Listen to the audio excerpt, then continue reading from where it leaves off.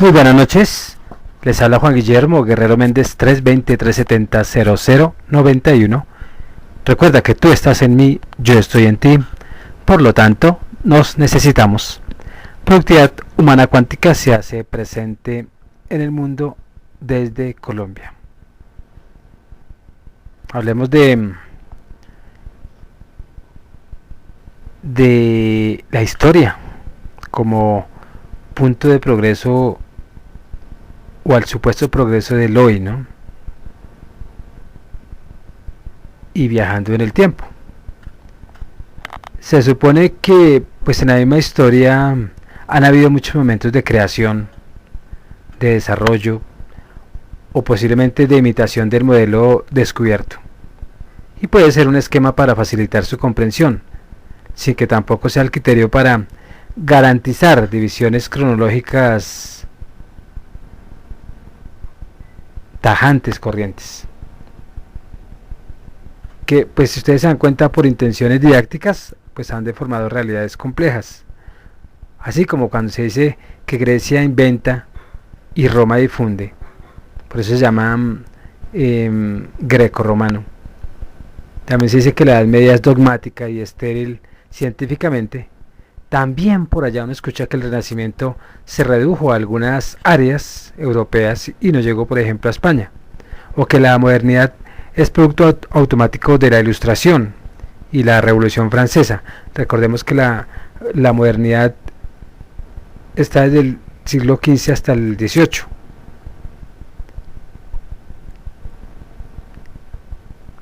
Y aún se dice que la industrialización coincide con la racionalización, que el materialismo se agota pues en una crítica del capitalismo. Entonces lo que se presenta como progreso pues ha tendido más bien a explicarse desde modelos simples, como si la misma cultura fuera un mecanismo desarmable, y desde la concatenación de causa a efecto,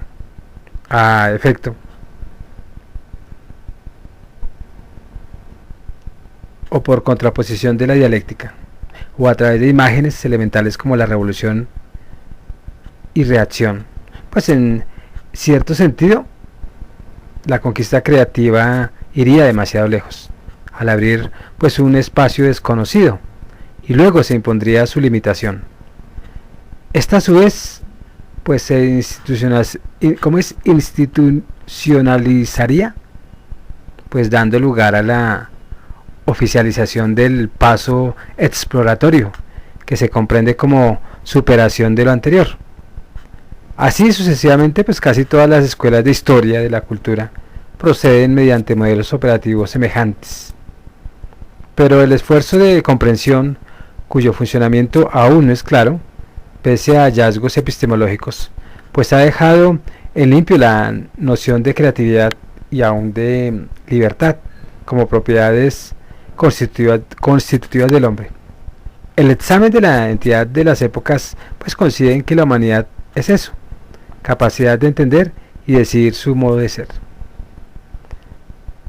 Periódicamente nos estamos dando cuenta que el hombre redescubre que como individuo puede ser héroe o santo, sabio o anónimo, pero ante todo porque entiende y siente que puede hacerlo. También que esa decisión tiene que ver con su sociedad, o su forma de pensar, o su misma organización. Pero sobre todo se comprueba que interpretar esa capacidad es su particularidad, o sea, es muy subjetivo. Se piensa que la humanidad evoluciona cada vez que se siente prisionera de un modo de ser o de su inercia. Y si lo pasamos a una persona común y corriente, cuando uno está en un momento de escasez, algo se ingenia para evolucionar y para conseguir. Desafortunadamente pues esos que no tienen están haciendo es daño, porque se les vienen esas ideas para ser progresistas, pero hacia el mal. Muchos, ¿no? También se podría decir que estos implican desconocimientos de su libertad o limitación a los que considera móviles de su conducta, como el bienestar en cuanto satisfacción de compulsiones naturales o culturales. Eso pues habría sucedido, por ejemplo, en el cuestionamiento a la disciplina mental y ética del escolasticismo por parte de humanistas influidos por su contacto con Oriente, por parte de, o más bien lo que en otra versión es el rompimiento de un molde cultural por avances tecnológicos en la navegación, el mismo comercio, la guerra, por el cambio de la vida campesina en urbana, del canje por la fianza y en fin, del hombre medieval en moderno.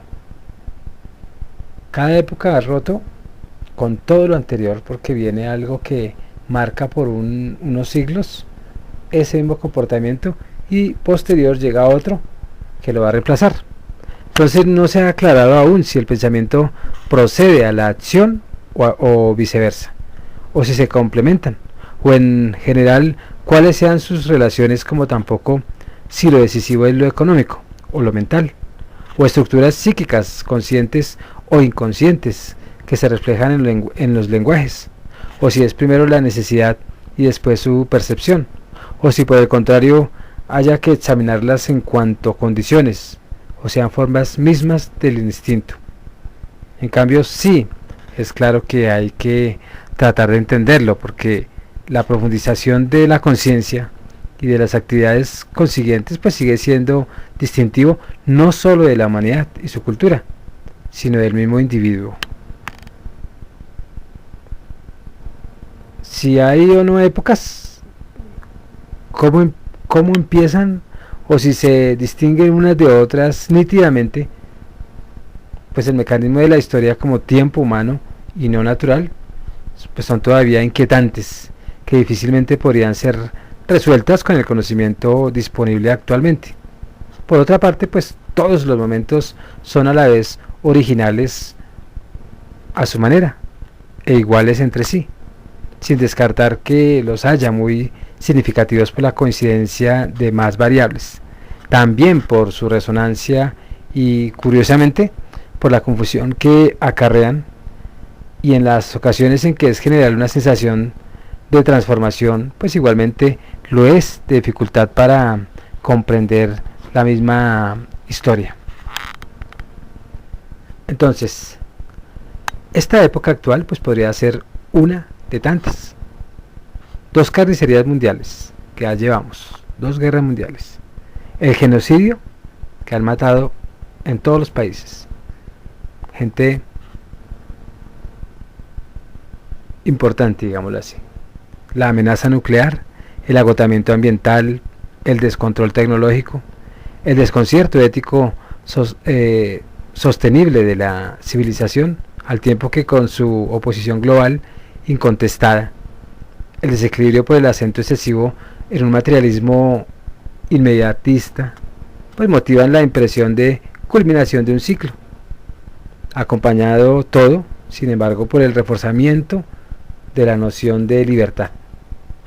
Y la llamada filosofía existencial que se difundió entre esas 2 guerras mundiales y la posguerra, luego de acontecimientos indescriptibles que pusieron en cuestión la civilización, pues es al tiempo que la exposición de las posibilidades de la libertad o el regreso de la búsqueda del sentido de ella misma como lo más humano. Es la recuperación del mismo sentido de la libertad como identidad o como autenticidad o conciencia, parecida a la que se dio durante el llamado Renacimiento, pero con correcciones impuestas por la historia, ya sin la ingenuidad de proponer como Protágoras a la conciencia como medida de todo, sino es la búsqueda clásica de en qué consiste la filosofía, con límites más precisos impuestos por la ciencia.